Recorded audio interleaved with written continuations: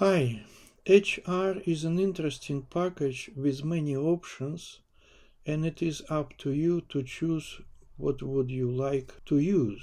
But probably for those who are in a hurry writing another monumental story, edgeR has a quick start version, and I will talk about this version in this video. If you go to Bioconductor page dedicated to edgeR, then you go down and see this supporting material. You can click on a brief introduction, but there is not much to read over here, so you will not miss it. The real information is in edgeR User's Guide. It's 138 pages, and it has a page Quick Start. Let's have a look at it. There is a warning right in the first line that edgeR offers many variants of analysis, and therefore Quick Start is not the end of the story. What they suggest is that first you read the data, then you write the model. It's a bit of a shortcut. Instead of making sample table, they explicitly say that out of 4 samples, we have group 1 and 2. Pay attention that they don't use 0. Then we are familiar with the declaration of DGA list, also filter by expression, and then it goes down to top tags, and LM fit now is turned into GLM QL fit. And in order to make it even more obvious, we can open 2 tutorials. This one is Lima and this is edgeR. And here we can see that we begin with DGA list, alright, then filter by expression is the same, and filter off in 2 lines. Then in Lima it was calculate normalizing factors, this function, and now we have a norm lip sizes. Design is still design, and then fit is different. Instead of LM fit or VUMA, which we studied, now we have GLM QL fit. Then this is in, I suppose, instead of eBias, we have QLM QLF test. And then here you can indicate what you compared with what, and then you have a top tags for QLF, it's your end result, and top table in a Lima. So there are quite some changes, at least in names, and we better open up RStudio, copy paste the lines, and check how different it is now. I copy pasted all the lines from Quick Start. Obviously we have to add edgeR to begin with. Then we need some table of counts. 2 groups is enough for us.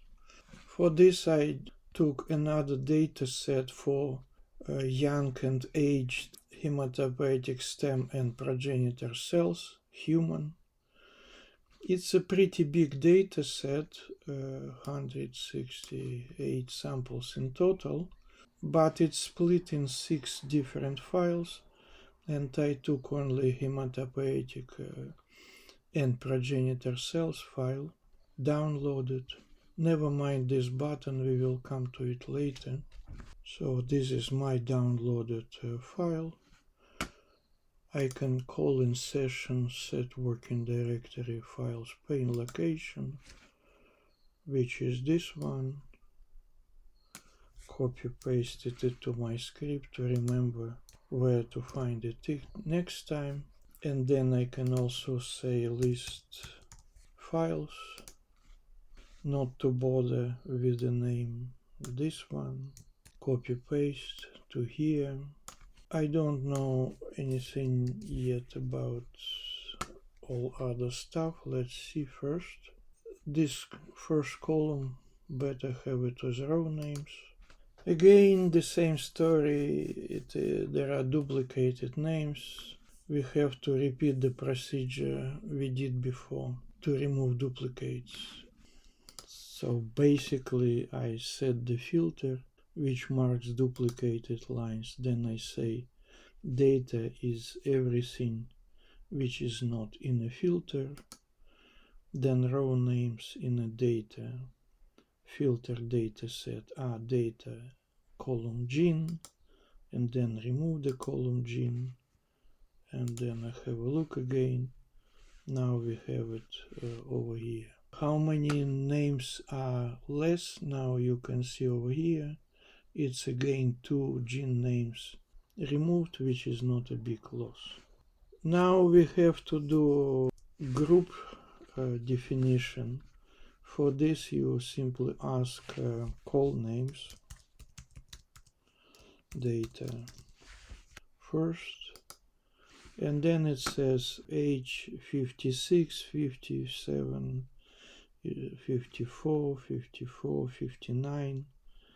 So 1 to 7 columns are age groups above 50, and 8 to the 11 are group of people with 20 plus age, which you can explicitly say 7 times. But in order not to make a mistake, you better do it differently. You say repeat 1 7 times, and then repeat it 2. How many? 1, 2, 3, 4 group. It looks okay.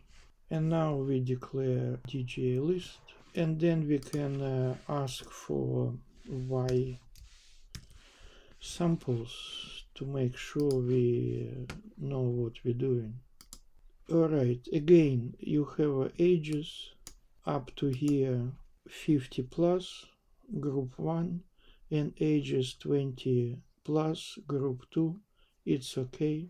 Immediately you have lip sizes, which tells you that everything is in a range of 1 million reads per sample at least, and no normalizing factors yet, and therefore they are assigned to 1. So data are not yet normalized. Then you do filtering into lines. First you define what you keep, and then you keep it, and then you can ask what's the size of the data after filtering, and then it says 14,387, and before filtering it was 26,000. 12,000 transcripts less. Then you ask for normalization, and then again you can check samples and see that normalization now made effect that your normalizing factors are not 1 exactly anymore. And good luck, you do not have a batch effect, so within each age group some samples are up, some down. Now you claim model matrix, and now you say fit, and then you can also ask what is this GLM fit, and then QL fit. Then it says fit a negative binomial generalized log linear model. It generally assumes that RNA-seq data follow negative binomial distribution. So it is a fit adapted to RNA-seq data type. Alright, and now we do a test.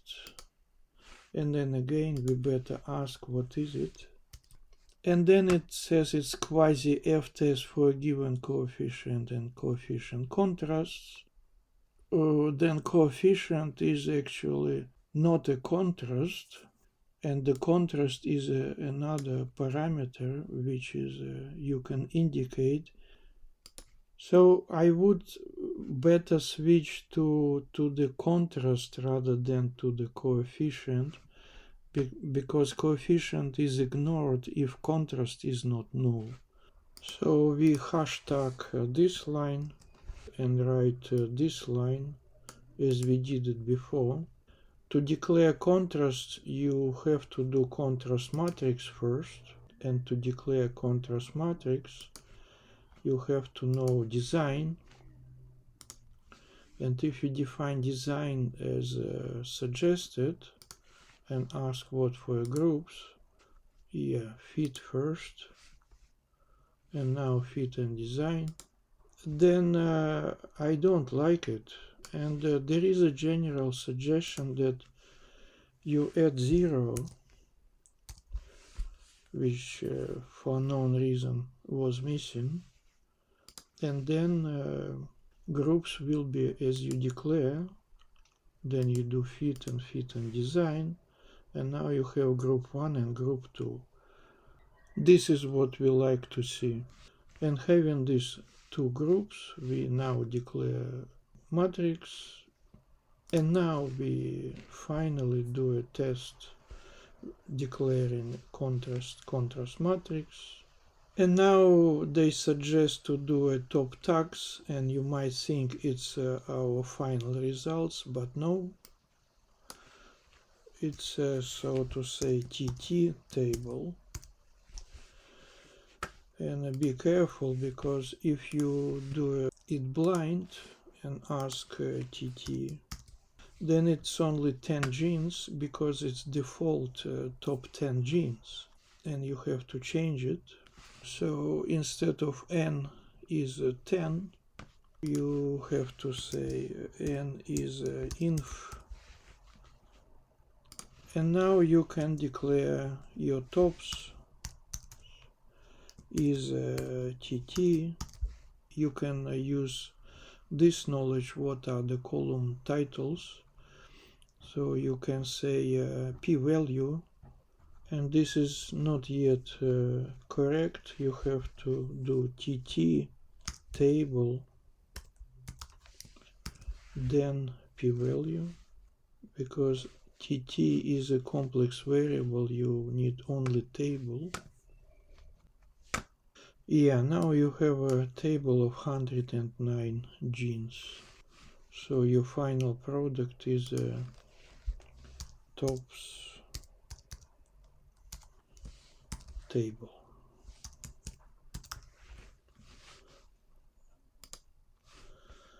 Which you can save and analyze further. That's more or less the end product, and p-value are all below this threshold as you wanted. Pay attention that FDR is not that beautiful as you would like. You might also think filtering for false discovery rate instead of p-value. That would make sense. But one way or another, that's the end of the Quick Start edgeR protocol. Is it complete? Do I like it? Would I use it? No, not yet. It is blind protocol. There are no illustrations whatsoever. To summarize our experience, what we have copied from the Quick Start and what we really had to write as a script is quite a difference. It is also surprising that some lines had to be modified, like a design. Very likely GLM QL fit works better than LM fit, otherwise what's the point to invent it? And we still have to make all the figures to make this script complete. That's it for now.